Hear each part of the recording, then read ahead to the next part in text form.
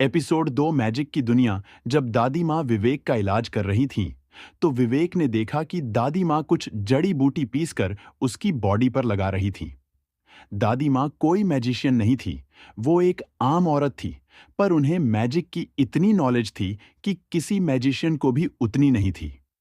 जब दादी माँ विवेक का इलाज कर रही थी, तो विवेक को अपनी माँ की याद आने लगी। विवेक की माँ विवेक उसका बिल्कुल इसी तरह ख्याल रखती थी, शायद इससे भी ज्यादा। पर दादी माँ भी सभी बच्चों का बिल्कुल माँ की तरह ख्याल रखती थी। दादी माँ का एक लड़का था, वो एक मैजिशियन था। जब वो एक मिशन पर गया, तो उसे डिमन बीस्ट ने मारकर खा लिया था। तो उसकी याद में दादी माँ ने ये आश्रम खोला था, और इस आश्रम का नाम भी दादी माँ के बच्चे के नाम पर था, देव आश्रम। विवेक को अपनी बॉडी पर काफी दर्द हो रहा था। विवेक अभी तक पूरी तरह से ठीक नहीं हुआ था। उसकी अभी चलने की तो दूर की बात है, उससे तो अभी खड़ी दीधा भी नहीं हुआ जा रहा था। जब दादी माँ ने विवेक की आंखें खुली देखी, तो उन्होंने अपनी शहद जैसी मीठी आवाज में उन्होंने विवेक से पूछा, अब तुम्हें कैसा लग रहा है? विवेक ने कहा कि पहले से अभी अच्छा लग रहा है। दादी माँ के साथ रहकर विवेक को बिल्कुल अपनी माँ की तरह लग रहा था। दादी माँ विवेक का बिल्कुल अपने बच्चे की तरह ख्याल रख रही थी। इसी तरह अब 1 महीने से ज्यादा समय हो गया था। विवेक की चोटें और उसका दर्द अब पहले से ठीक हो गया था। दादी माँ रोज विवेक का इलाज करती और उसे अपने खुद के बच्चे की तरह प्यार देती। कुछ दिन बाद विवेक पूरी तरह से ठीक हो गया था। वो अब पहले की तरह भाग कूद सकता था। आज वो पहली बार मैजिक की दुनिया देखने के लिए बाहर निकलेगा, जिसकी वजह से वो बहुत उत्साहित था।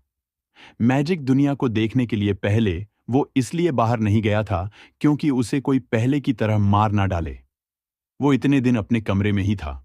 वो बाहर जाना तो चाहता था, पर दादी माँ ने उसे बाहर जाने के लिए मना कर दिया था। जब उसने अपने कमरे के बाहर पहला कदम रखा, तो उसे एक अलग सा एहसास हुआ। वो एक ऐसा एहसास था जो उससे कभी महसूस नहीं हुआ था। उसे लगा कि मैजिक की दुनिया उसी के लिए है। पर यहां पर विवेक का कोई दोस्त नहीं था, क्योंकि वो मरने के 15 दिन पहले ही आश्रम में आया था। इससे पहले इस दुनिया वाला विवेक कुछ काम करके अपना गुजारा करता था। विवेक के साथ उसका एक और दोस्त था, रोनी, जो बचपन से ही उसके साथ रहा था, और वो भी उसी की तरह अनाथ था। पहले वो दोनों एक गांव में रहते थे, पर कुछ दिन पहले ही सरकार से सभी अनाथ बच्चों को आश्रम में भेजा था। रोनी और उसे सोमनगर भेजा था।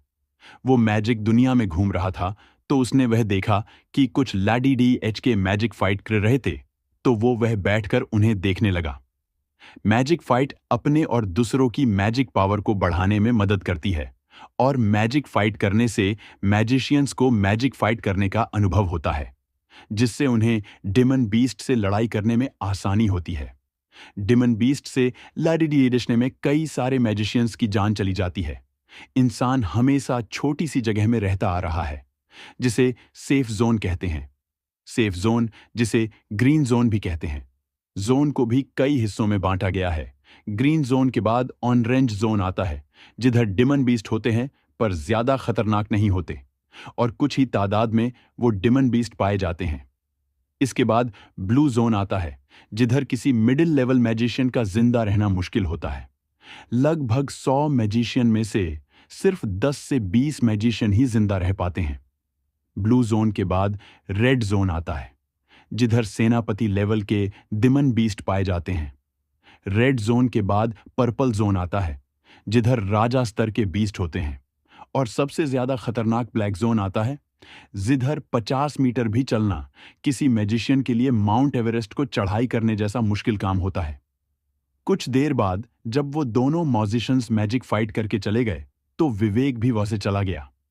जब वो कुछ देर चला, तो उसे एक ग्राउंड में एक लाडीडीएच का और एक लाडीडीएच की अपने मैजिक की तुलना करते हुए दिखे।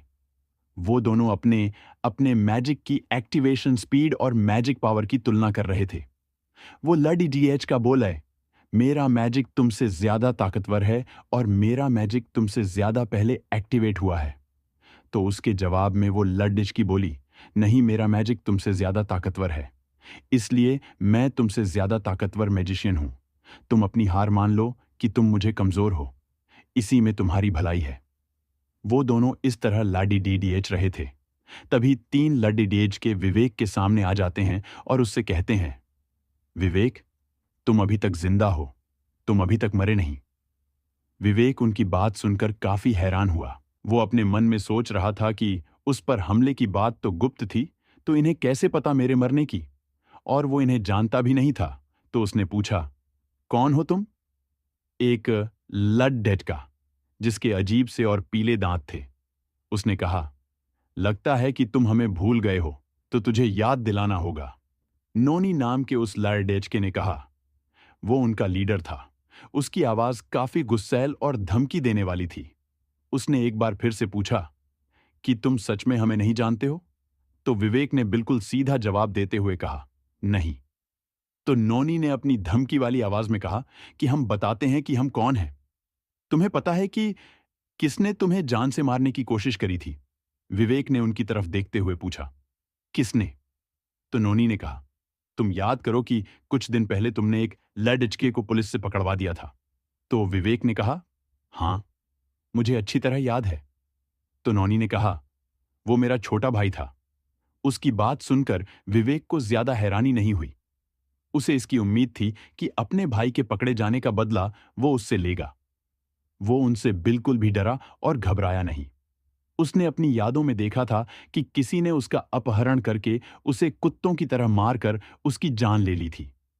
कहाँ वो उन कातिलों को ढूंढने की सोच रहा था और वो सभी सीधा उसके पास आकर उसे धमकी दे रहे थे।